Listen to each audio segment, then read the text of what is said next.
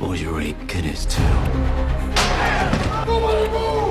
Jason comes home and finds his wife lying in a pool of blood. He rushes over to check on her, but a masked man attacked him. When he comes to, the murder weapon's in his hand. Cops show up right then. Jason gets sentenced to prison for first-degree murder. His full-body tattoos catch the guard's eye. The guard hoses Jason down with a power washer, but Jason's got this defiant look all over his face, so the guard throws Jason into a scary cell.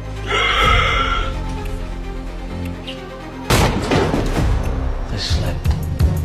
The next day, more inmates start giving Jason grief. One con spits in his food and tells him to eat it. Jason's had enough, but they've got numbers. If he fights, he's dead meat. At the last second, the warden sends a squad of guards to break it up. Jason used to be a badass race car driver. The warden wants him to race in the prison's car competition. If Jason wins, the warden promises to get him acquitted. But what Jason doesn't know is the warden killed his wife.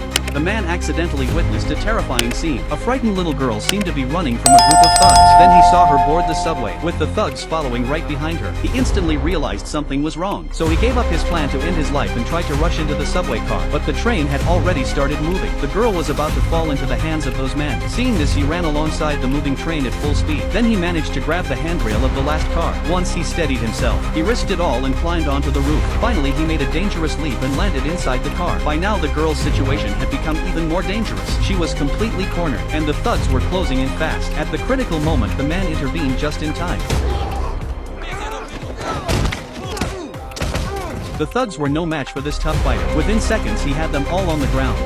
Then the gang leader tried to pull out a gun, but the man reacted with lightning speed. He not only grabbed the gun, but also snapped the leader's fingers. With a scream of agony, the fight came to an end. You? The garbage collector? Never collected garbage. No one expected the man would actually fire the gun. Afterwards, he didn't forget to take the thugs' wallets. As he walked into the front car, the passengers inside were terrified. Just then the subway arrived at the station and they all rushed out in fear. The girl too wasn't sure what the man wanted, but her quick thinking made her dash out just before the doors closed. Seeing this, the man also jumped out through a vent between the cars, but the girl had already vanished from sight, so the man blended into the crowd, avoiding the police. Meanwhile, the little girl had just walked out of the station, only to be stopped by two police officers on the street. Hey! What are you doing, man? You can get your ass kicked for that, okay? Huh? In a boxing match, Tom should have lost the fight, but he knocked his opponent out with one punch. The gangsters who had bet on him losing lost a huge sum of money. They sent someone to kill Tom's wife. Seeing his wife killed, Tom knelt on the ground in agony. The gangsters didn't kill Tom. They wanted to kill someone close to Tom to avoid harming the innocent. Tom had no choice but to wander the streets. That night, he stayed at a shelter. A homeless man just exchanged a few words with Tom. The next morning, he was found dead in his bed. Tom never expected that even the shelter was under the gang's influence. Tom was expelled from the shelter. Hey! What are you doing, man? You can get your ass kicked for that, okay? Huh? When he went to a convenience store to buy something, he realized his wallet was missing. He then remembered the beggar who had bumped into him earlier. The consecutive blows had completely shattered him. A police officer happened to be there and kicked him out. Tom now had nothing. He went to the subway to commit suicide by lying on the tracks. Just then, he saw the gang searching for a little girl. He rushed onto the subway without hesitation. Just as the gang was about to catch the little girl, Tom appeared behind them. He was a prisoner so terrifying that even the guards feared him. He once killed 23 men with his bare hands, and even while handcuffed, no one dared to get close. He had to be kept in a solitary maximum security cell. This was a grim and smoke-filled prison in the UK, filled with all sorts of twisted criminals, mob bosses, serial killers, and more. But the man arriving today was different. He was Danny Meehan, former captain of England's national football team, nicknamed Britain's Kojiro Hyuga. His legendary tiger shot could supposedly blow up a car.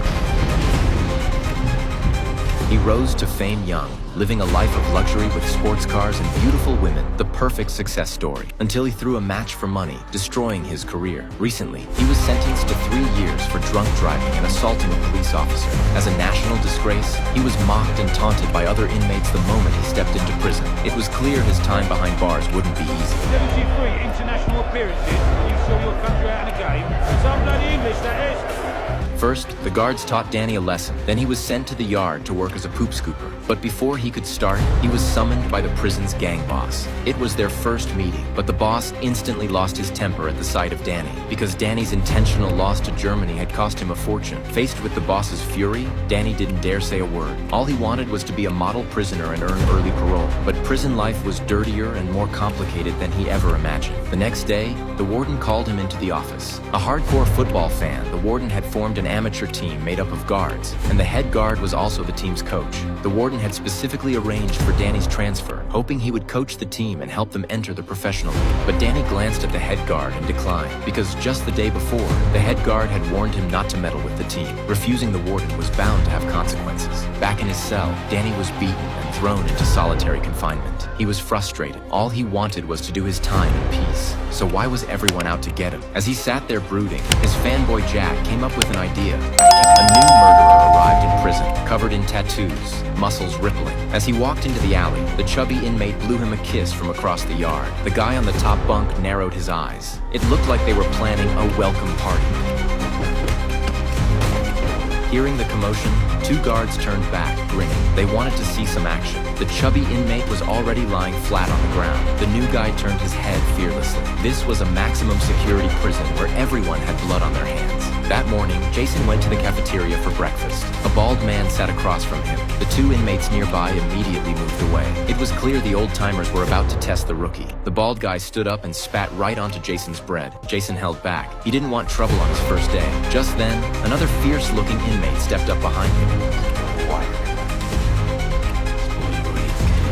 Those words hit Jason like a dagger. His wife had been murdered by someone unknown, and when he woke up, he was holding the knife. His beloved was gone, and now he was framed and locked up, while the taunts from behind just kept coming. He couldn't take it anymore. He picked up his tray and smacked it hard across the guy's face. The metal tray hit with a loud thud. The bald guy tried to cheap shot him with a punch, but Jason countered, slamming down hard on his shin. Guards immediately stormed in with guns drawn. The guy who started it all was left bleeding from the nose and mouth. The guards told Jason he'd messed with the wrong people. He had just attacked someone from the bald gang. He was dragged to the warden's office, but Warden Lisa had another reason for calling him in. Jason used to be a world-class race car driver. This prison regularly hosted Death Race, a brutal, violent blood sport streamed live for massive profit. The previous champion, Black, had won 4 races but died in the 5th. No one could match his popularity on the track. To boost ratings, Lisa asked Jason to pose as Black and compete in the 5th race. If he won, she'd grant him freedom. Desperate to uncover the truth about his wife's death, Jason agreed.